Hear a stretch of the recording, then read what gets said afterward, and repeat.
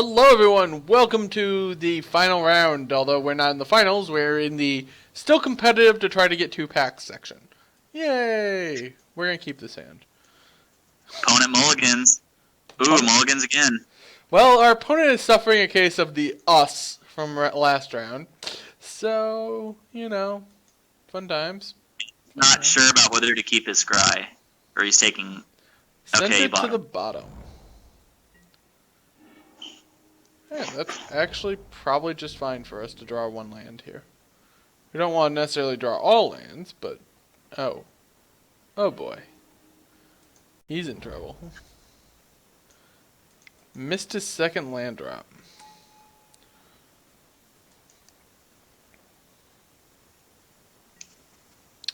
Missed his third land drop.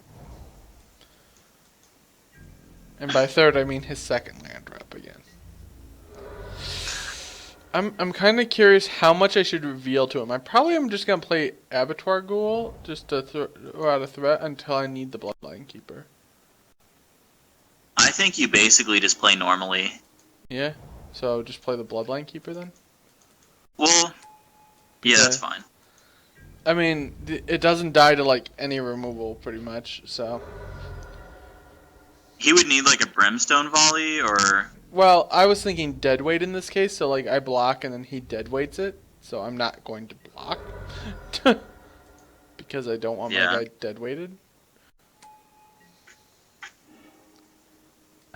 Brackish Air. That is just gross. I'll play it next turn after I have another guy out, but now he can't do anything on the ground. And I'm probably just going to produce a vampire here and block his interloper, and then, well...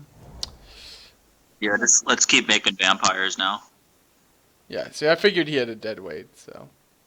I think we'll just gain 2 life here. Seems fine. That works. So the fun fact here is I'm perfectly fine just taking 4, because I'm going to just make a vampire, and then I'm going to play Rakashare and have Harvest Fire up. So he's basically, he is our deck, just with different cards and no Bloodline Keeper. So. And there's another vampire for us. Right, so I'm going to go like this then. Smash them with both of these so they both get a counter.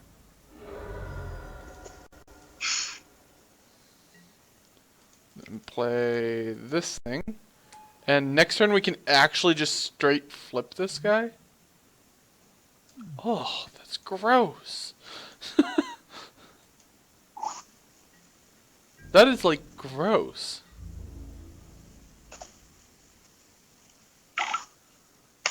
If there's one thing our deck is good at, it's punishing mulligans. Right. Yeah, it's both of our decks are the Punish the Mulligans deck. So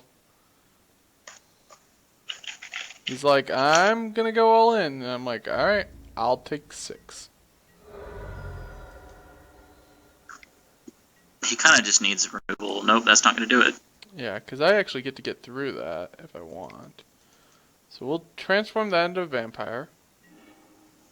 That is actually like the perfect draw there. Because I think I just win here. Harvest Pyre for 1. Smush? That's disgusting. Yeah. He's like, yep, I'm scooping up my cards and going home. Well, that worked. Okay, For once, I don't think we side in Night Terrors. We want Wooden Stake. Because he's got vampires. Strangely enough. That's pretty good. I don't know if it's going to be great, but it's fine. Do we want like a Vampiric Fury? I don't think so. I don't think so. What does Inquisitor's Flail do? It doubles damage dealt to and by the creature. Yeah, let's not. I think I'm going to board out Something or 3 drops, probably. Maybe just the Ridge Wolf. I like the other wolf because it gains first strike. Yeah. So I think just like that.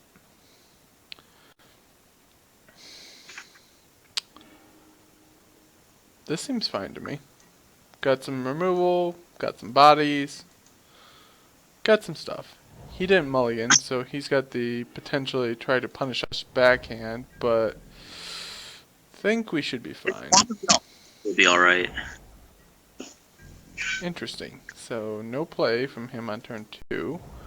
I'm going to play this Neonate we just drew, because I can Brimstone Volley something out of the way, and then the Neonate just goes crazy from there, potentially. Oh, never mind. Geist Flame. Oops. Neonate stumbled. I love the art on Neonate. Yeah, she's just like going crazy. She doesn't even know what she's doing anymore. Like, tasty. Next turn, play land, flashback, Geist Flame. That's fine by me. That takes up an entire turn to kill this thing. That's an interesting one. I think we'll just take 5 and then we'll swing back. I guess I should have probably played the other 2 guys then. I suppose this way, if he tries to kill if he kills the Patrician, I get to kill the Galvanic Juggernaut. I probably should just play guys.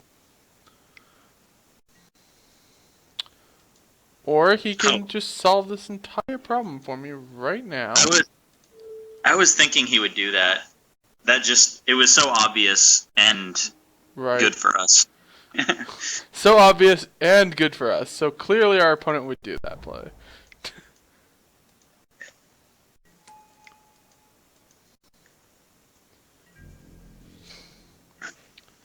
True.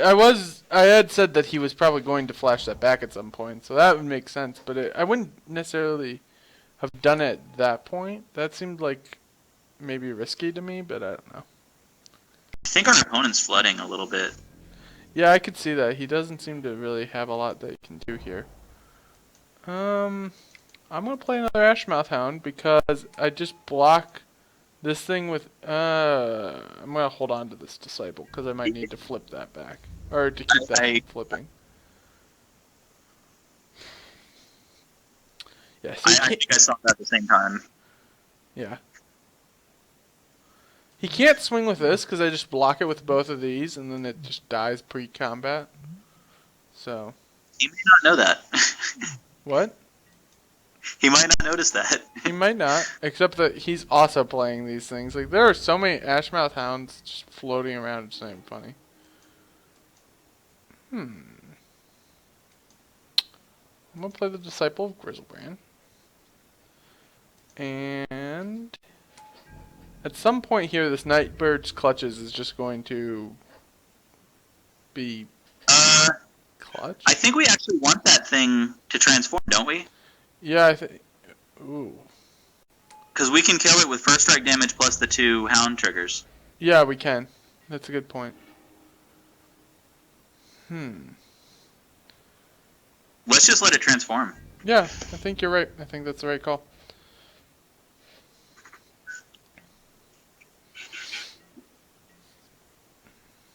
Since it has to attack. Now, the only thing is, if he has a way to, like, pump its power, or its toughness by anything, we just get screwed, but I don't think there is a good way to pump its toughness. I guess he could also have removal. Well, we're all in. Yeah. All in!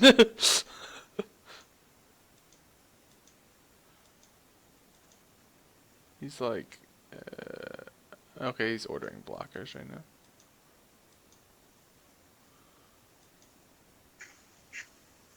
He's actually taking the time to order blockers? That's kind of scary. I'm not sure it is, because even if he has removal, I don't think the order matters. Right. Okay.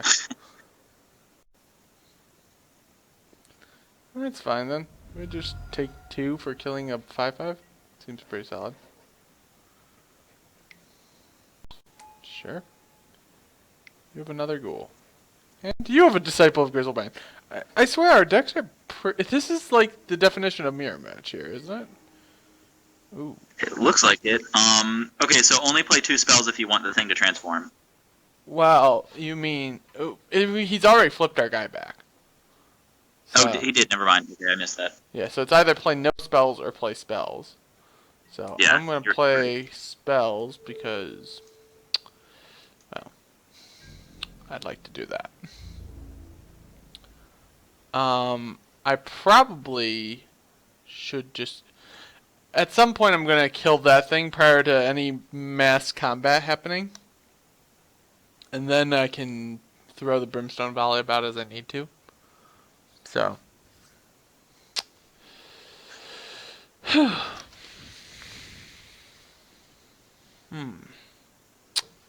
interesting. This is a very complexly simple looking board state. It's like almost symmetrical. Right, well that's the thing. It's so symmetrical that it's both complex and simplistic at the same time. Yeah, even like 3 swamps, 3 mountains, 2 cards in hand, both sides. Right. Yeah, I didn't even notice that part. Now it's down to 1 card in hand on his end. Yeah, I think he's flooding. Well, we're both flooding, but I think I'm gonna kill this thing now. So, murder that.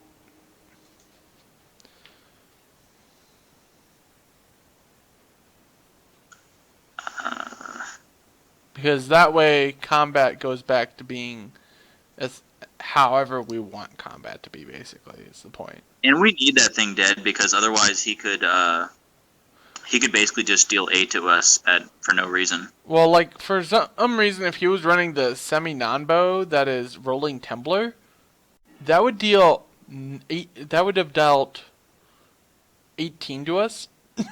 Huh? So it was something I was just kind of sort of like, well, that could be really scary. So, although, see, as I said, we're both basically flooding. So. Yeah, I think now that we have 7 lands, though, we don't play any more that we draw. Yeah, maybe. I don't know. I think Iron Fang can't get in there because of Ashmouth Hound. Ooh.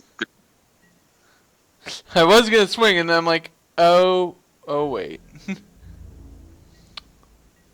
You know the opponent was, like, hoping for that. Right.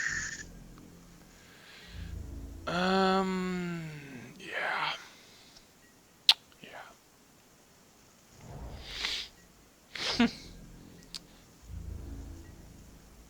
So basically we're just like, eventually we'll hit, I'm gonna just play one here. Eventually we'll hit like Bloodline Keeper, and that's how we'll win. Or Mona the Unhallowed. Or Mona the Unhallowed, and that'll let us start blasting through for a bunch of damage too. Yeah, our problem right now is we don't have any expendable guys to just throw in there. I mean, I suppose at some point I could have just Brimstone Volleyed to kill this stupid little Ashmouth Hound that's holding us back. It's not worth it.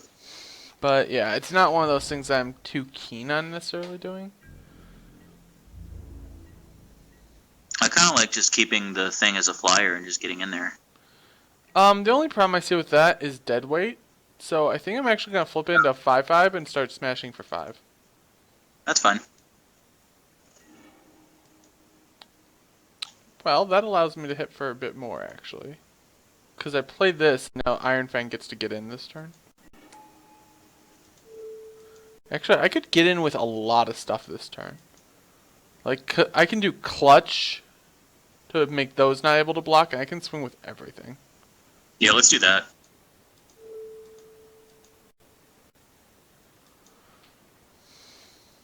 Because we only have to take him to 5 as well.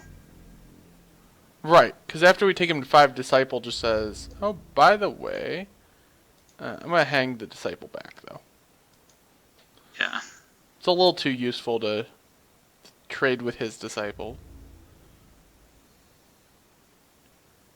He's just absorbing it all with his face. Okay, so do we transform the vampire again? Into a flyer? Yes, this time I think we do.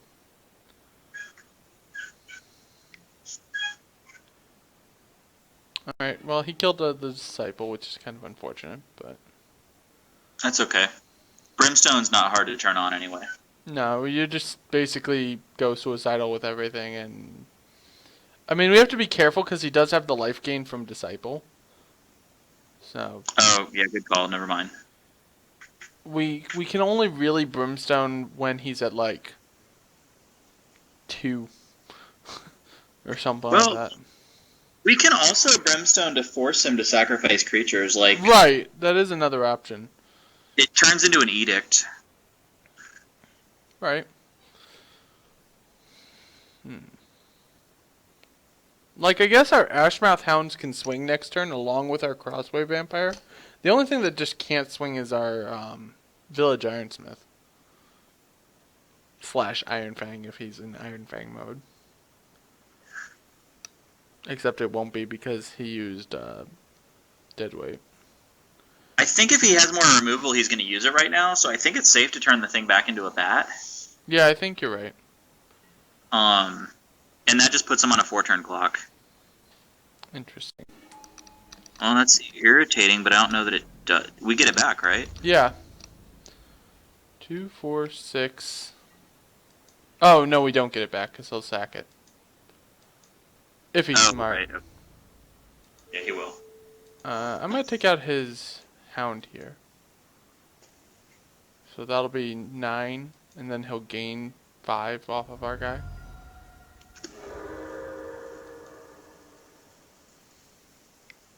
Okay, that was good for him. Yeah, that was a pretty solid draw there for him. Neonate. I think I'm just gonna pass here. Why don't we run out and flip that? Yeah. Yeah, that's why I'm passing, because I can then go to playing 1 spell a turn again. And he's definitely flooded. I mean, we both kind of flooded, but he's definitely flooding more than we are. So, like, now I can run out the Neonate. He's got the same number. He's got 1 more land than we do. Yeah, he has 1 more, exactly, yep. So this is for 7. Which would put him to 6.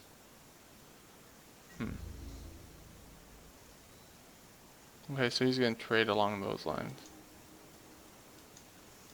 I'm fine with It's that. a good trade, but I don't think it's bad for us either. Yeah, it's not bad for us. It's not great for us. It's not bad for him. It's not great for him. If I had to guess, I'd say the last card in his hand is a land. He probably does have a land in hand. Vampire Interloper.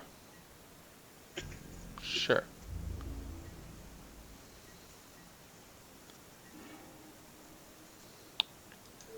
I am going to go Clutches, so that way our Blood Crazed Neonate just gets through no matter what here.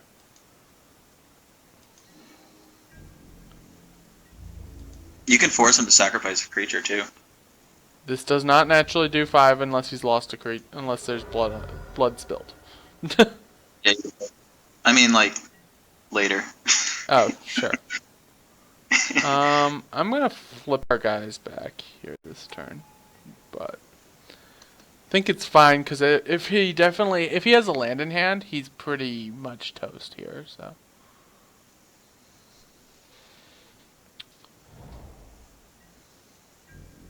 I think we're in good shape because we're 1-0 this match too, right? right.